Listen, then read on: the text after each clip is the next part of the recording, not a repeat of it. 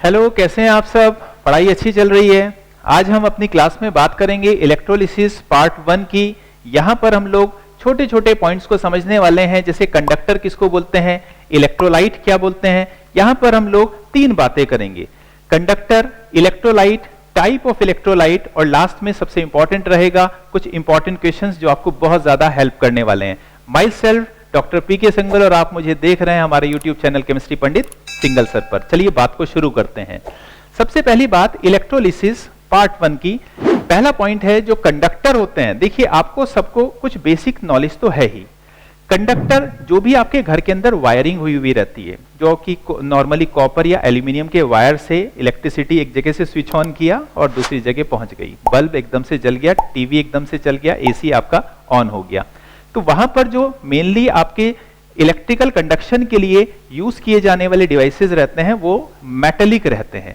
लेकिन आपके घर पे आपने देखा होगा डिफरेंट टाइप की सेल, बैटरी, स्कूटर के अंदर, कार के अंदर, इन्वर्टर के अंदर, छोटे छोटे सेल्स के अंदर, तो वहां पर दूसरा कैटेगरी रहती है इलेक्ट्रिकल कंडक्शन के लिए। हम लोग डिफरेंट टाइप के सेल्स बनाते हैं, सेल के अंदर होते हैं इलेक्ट्रोलाइट्स। तो इलेक्ट्रोलाइट की हेल्प से भी हम लोग इलेक्ट्रिकल कंडक्शन कर सकते हैं। तो पहला पॉइंट हम लोग बात करते हैं कि अगर कोई कंडक्टर है तो उसके अंदर इलेक्ट्रिकल कंडक्शन, यानी जो आपके घर के अंदर वायरिंग हो रखी है उसके अंदर इलेक्ट्रिकल कंडक्शन होता किस वजह से है? वहां पर इलेक्ट्रिकल कंडक्शन होता है फ्लो ऑफ इलेक्ट्रॉन की वजह से।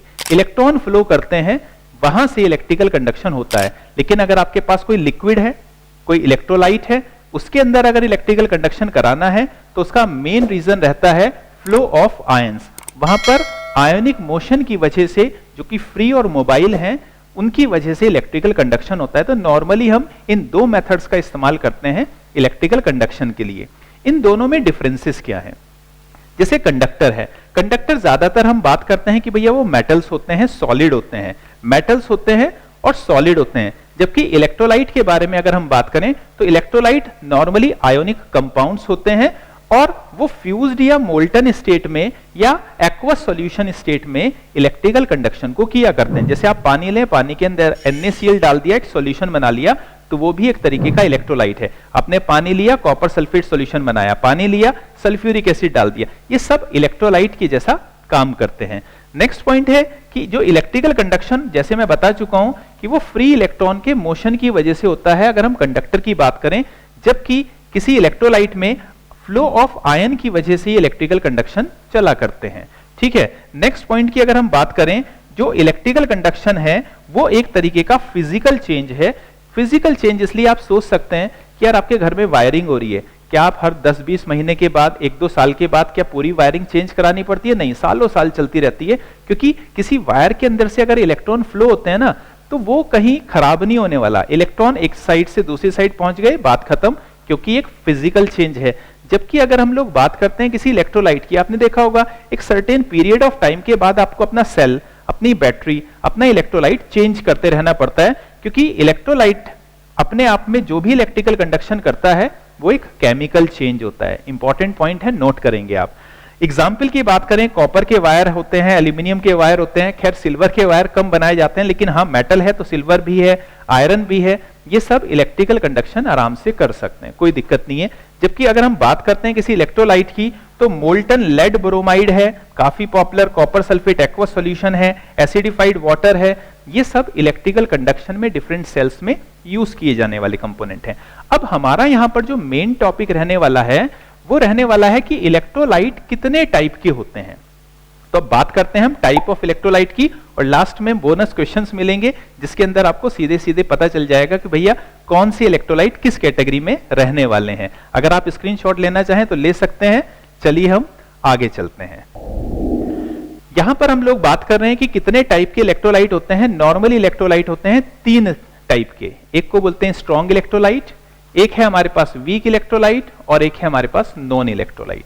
स्ट्रॉन्ग इलेक्ट्रोलाइट नॉर्मली किस टाइप के कंपाउंड होते हैं? स्ट्रॉन्ग इलेक्ट्रोलाइट में होता यह है कि अगर मैं किसी स्ट्रॉन्ग इलेक्ट्रोलाइट का मोल्टन स्टेट में या एक्वस सॉल्यूशन उसका तैयार करता हूं, तो उसके अंदर मिलने वाला जो भी कंपोनेंट्स होंगे वो पूरी तरीके से डिसोसिएट हो जाएंगे। जैसे NaCl है, पानी में डाल दूंगा तो Na plus Cl minus ion से बिल्कुल अलग अलग हो जाएंगे, यानी पूरी तरीके से डिसोसिएट हो जाएंगे ऑलमोस्ट। तो कंप्लीट डिसोसिएशन वहां पर देखने को मिलेगा the electrolyte which almost completely dissociate, almost completely dissociate, तो ये वहां पर प्रॉपर्टी मिलेगी।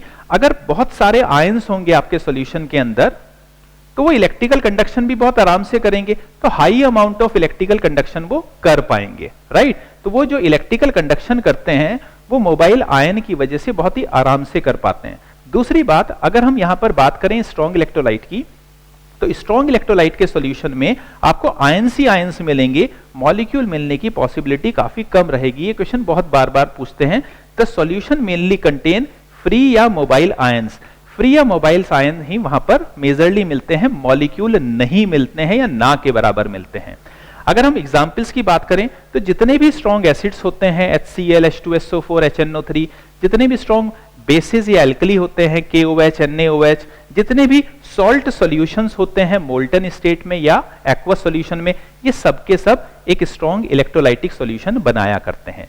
दूसरी तरफ हम लोग बात करें वीक इलेक्ट्रोलाइट की, तो वीक इलेक्ट्रोलाइट क्या होते हैं कि इसको आप मोल्टन स्टेट में लाएंगे या पानी में डालेंगे तो पूरी तरीके से डिसोसिएट नहीं होंगे। फॉर एग्जांपल मैंने 10 मॉलिक्यूल लिए एसिटिक एसिड के, पानी में डाला, पानी में डालने के बाद वो 10 के 10 मॉलिक्यूल डिसोसिएट नहीं होंगे, शायद 2 या 3 मॉलिक्यूल डिसोसिएट हो जाएंगे, मतलब अपनी आयोनिक फॉर्म में आ जाएंगे, और 7-8 मॉलिक्यूल भैया जैसे थे वैसे ही यानी अपनी मॉलिक्यूलर फॉर्म में ही रहेंगे। कुछ आयंस बन जाएंगे, कुछ मॉलिक्यूल बन जाएंगे, जिसकी वजह से हम बोलते हैं कि पार्शियली डिसोसिएट होते हैं। क्या होते हैं? पार्शियली डिसोसिएट होते हैं, कंप्लीटली डिसोसिएट नहीं होते। पार्शियल डिसोसिएशन की वजह से ये इलेक्ट्रिकल कंडक्शन तो करते हैं लेकिन काफी स्मॉल अमाउंट में इलेक्ट्रिकल कंडक्शन ये करके देंगे, यानी बहुत ज्यादा अमाउंट ऑफ इलेक्ट्रिकल कंडक्शन ये नहीं कर पाएंगे।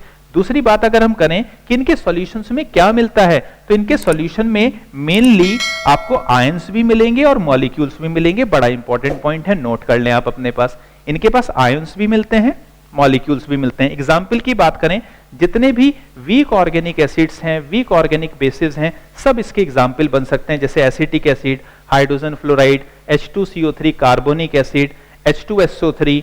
वीक बेस में अगर हम बात करें NH4OH, ये सब वीक इलेक्ट्रोलाइट की कैटेगरी मानी जाती है, राइट। तीसरी हम बात करते हैं नॉन इलेक्ट्रोलाइट की। भैया नाम से ही समझ में आ रहा है ना, नॉन इलेक्ट्रोलाइट। नॉन इलेक्ट्रोलाइट के केस में ये अगर आप इसको मोल्टन स्टेट में लाएं, आप इसको पानी में डालें, कोई सॉल्यूशन बनाएं, ये आयन आपको नहीं देने वाले। अगर आयन नहीं होंगे तो इलेक्ट्रिकल कंडक्शन कैसे करेंगे? तो वही इसकी प्रॉब्लम रहती है कि जो सॉल्यूशंस हैं, जो भी सॉल्यूशन आप यूज करेंगे वो नॉन आयोनाइज रहेगा, आयंस प्रोड्यूस नहीं करेगा। आयन नहीं होंगे तो इलेक्ट्रिकल कंडक्शन नहीं कर पाएंगे। इनके सॉल्यूशंस में क्या मिलेंगे? आयन तो मिलने वाले नहीं है, ऑब्वियसली सिर्फ मॉलिक्यूल्स मिलते हैं। तो इनमें सिर्फ आपको मेनली इनके सॉल्यूशंस के अंदर मॉलिक्यूल देखे जाते हैं, मॉलिक्यूल्स मिलते हैं, आयंस नहीं मिलते। अगेन मैं बोलूंगा ये पॉइंट इंपॉर्टेंट है।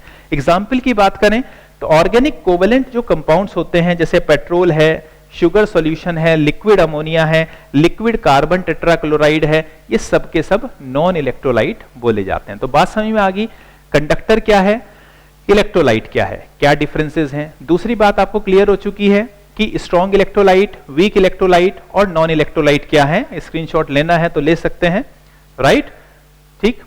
तो अब तीसरी बात आती है यहां पर जो कि सबसे इंपॉर्टेंट रहने वाली है, इनको हम क्लासिफाई कैसे करेंगे और इनके क्वेश्चंस कैसे रहेंगे। चलिए इसको टेबल फॉर्म में हम देखते हैं।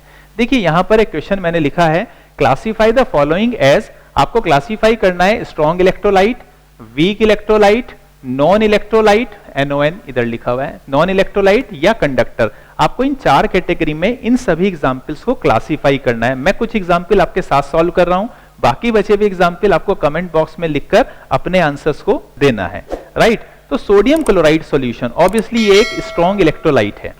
डाइल्यूट HCl स्ट्रॉन्ग इलेक्ट्रोलाइट है। मैं बीच बीच में से सॉल्व करूंगा। कॉपर वायर एक कंडक्टर है, कॉपर वायर क्या है, एक कंडक्टर है। लिक्विड कार्बन टेट्राक्लोराइड है तो लिक्विड, लेकिन कार्बन टेट्राक्लोराइड क्या था, एक नॉन इलेक्ट्रोलाइट था, क्योंकि एक कोवेलेंट कंपाउंड है नॉन पोलर कैटेगरी का, तो इसलिए ये एक नॉन इलेक्ट्रोलाइट है।